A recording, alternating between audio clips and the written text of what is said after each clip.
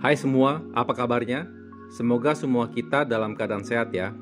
Kali ini saya akan mengajak kita semua melakukan eksplorasi pecinan di kawasan Pasar Senen, Jakarta Pusat.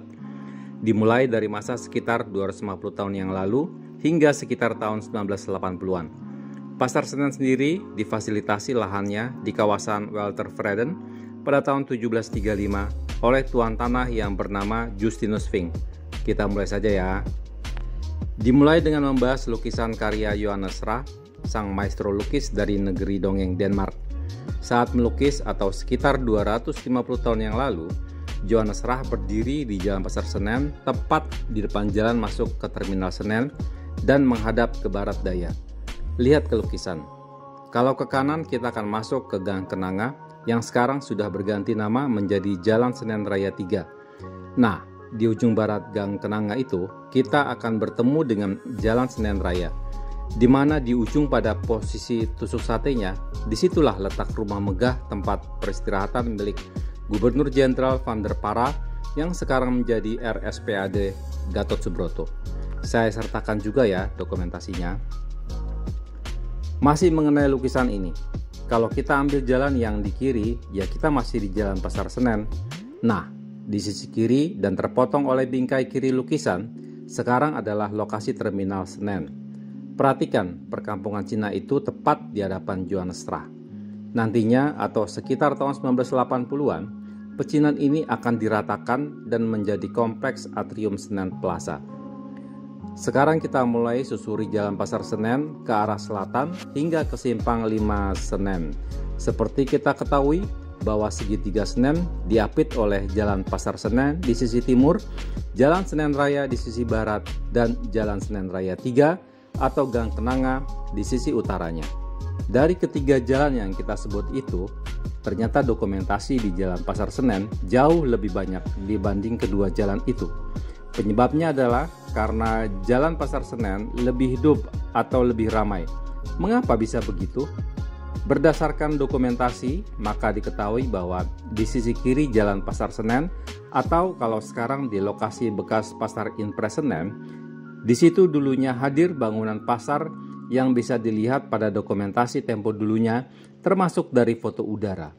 Kantor pengelola Pasar Senen sendiri ada pada bangunan dengan keterangan Lodge BC.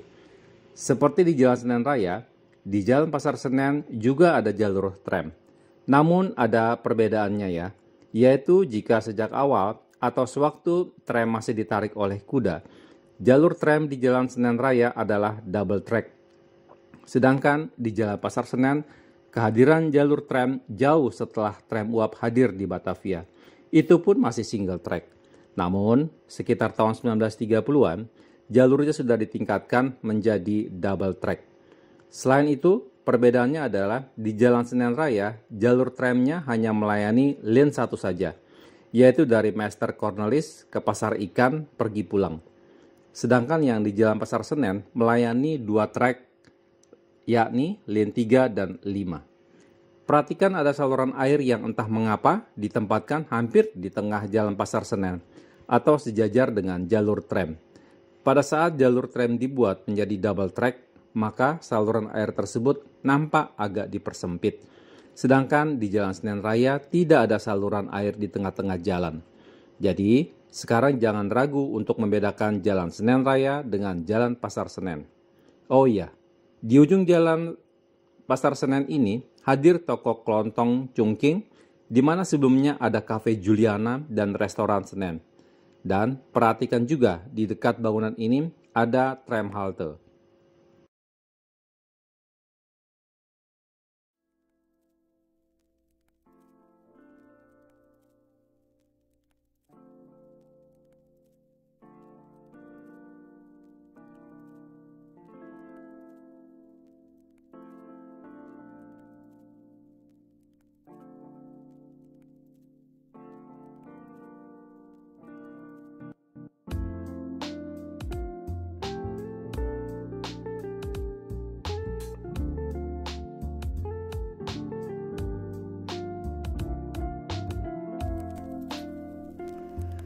Kini tibalah saatnya, penelusuran kita sudah sampai di Simpang 5 atau Perlimaan Senen. Perlimaan ini dibentuk oleh Jalan Senen Raya, Jalan Pasar Senen, Jalan Kramat Raya, Jalan Kuitang, dan Jalan Ledjen Suprapto. Kita memulainya di mana fotografer berdiri di Jalan Kramat Raya sebelum Kramat Brook atau Jembatan Kramat dan mengarah ke utara. Perhatikan dengan seksama rel tram kuda di awal tahun 1880-an dan bandingkanlah dengan rel tram uap setelah tahun 1883. Rel tram kuda masih bergelombang atau bumpy, kurang rata dibanding jalur tram uap. Tetapi perhatikan, itu juga memang karena perbedaan kontur permukaan jalannya. Penjelasannya adalah beban tram kuda jauh lebih ringan dibanding tram uap. Oleh karena itu, jalur tram uap harus lebih disiapkan untuk menahan beban yang lebih besar. Jadi, jalur tram kuda masih bisa diletakkan di atas jalan yang agak bumpy, tetapi jalur tram uap harus di atas jalan dengan kontur yang rata. Saat itu, sebagai penerangan jalan umum atau PJU, lampu penerangan menggunakan gas. Saat itu di tengah Simpang 5 Senen ada jembatan yang di bawahnya mengalir kanal yang tergolong sempit. Lokasi kanal ini kalau sekarang ada di tengah Jalan Kuitang dan mengarah ke barat hingga bertemu dengan Kali Ciliwung di dekat jembatan Perapatan. Saya sertakan juga ya dokumentasi kanal Kuitang ini. Kanal tersebut kini sudah menjadi jalur hijau. Sekitar tahun 1920-an kanal ini diuruk dan tentunya jembatan Kramat auto dibongkar. Tetapi perhatikan, sebelum diuruk, kanal memang sudah mengalami pendangkalan yang hebat. Oh iya, perhatikan pada dokumentasi tentang jembatan Kramat tahun 1910. Di dekat jembatan tersebut ada pos jaga. Biasanya pos jaga hadir untuk mengawasi infrastruktur atau bangunan yang penting, seperti rumah pejabat, jembatan, pintu air, dan lain-lain. Pada tahun 1880-an, lalu lintas di perlimaan ini memang masih sangat sepi. Kendaraan yang lewat hanya tram kuda atau uap, delman, gerombak, dan lain-lain. Sementara itu, di bawah jembatan Kramat, perahu tidak bisa sampai ke sini karena sempit dan dangkal.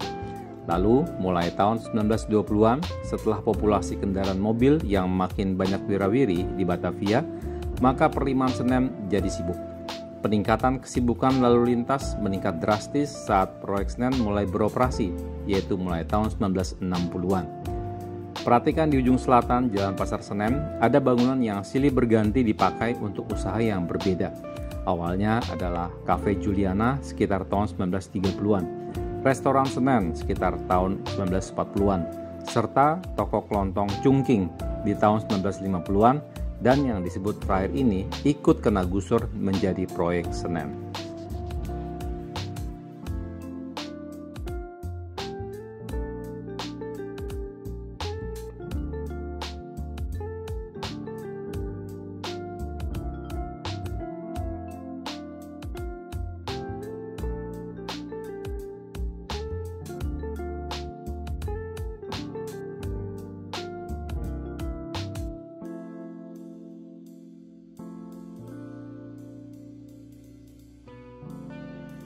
Di Jalan Senen Raya, dari sejak awal, jalur tram sudah double track. Kalau kita perhatikan, dokumentasi di sisi kanan Jalan Senen Raya jauh lebih banyak dibanding yang kiri. Sepertinya di sisi kanan Jalan Senen Raya lebih hidup dibanding kirinya. Di sisi kanan banyak usaha penduduk setempat seperti clear maker atau penjahit, coiffeurs atau barbershop, apotek, studio foto, box bayi, dan lain-lain. Kemudian ada rumah milik Kapten Tionghoa Tan Wang Sen yang berarsitektur neogotik yang hingga sekarang masih eksis dan digunakan oleh restoran cepat saji Pizza Hut. Namun, puncak menara kembarnya yang berupa kerucut sudah dibuang. Jadi, apakah desain neogotiknya hilang? Silakan jawab di kolom komentar. Nah, nama Tan Wang Sen ini dulunya dipakai oleh suatu gang di segitiga Senen, namun kini sudah tidak lagi. Karena sudah tak ada lagi pecinan di segitiga Senen. Sayang sekali. Seperti di Jalan Pasar Senen, di Jalan Senen Raya, rumah-rumah bergaya oriental juga berjejer. Dan itu memang menjadi ciri khas suatu pecinan. Ada dokumentasi bencana banjir di Jalan Senen Raya tahun 1896. Pada saat itu, rumah Tionghoa yang bergaya neogotik belum lagi hadir. Di depan rumah Van der Para ada pertigaan yang dibentuk oleh Jalan Senen Raya, Gang Kenanga, serta Gang Kenanga 2. Sebut saja itu adalah pertigaan Kenanga. Nah, perhatikan bahwa pada pertigaan itu juga ada segitiga yang dibentuk oleh Gang Kenanga serta Gang Kenanga 2. Sekarang, nama Gang Kenanga sudah berubah jadi Jalan Senen Raya 3. Sedang Gang Kenanga 2 sudah tidak ada lagi karena sudah menjadi bagian dari wilayah Atrium Senen Plaza.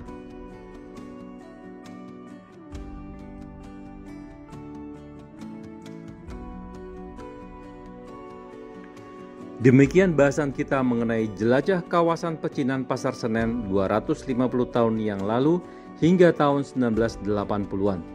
Berharap semoga ini semua bermanfaat bagi kita. Terima kasih sudah menonton hingga akhir. God bless you bro and sis. Please like, comment, and subscribe.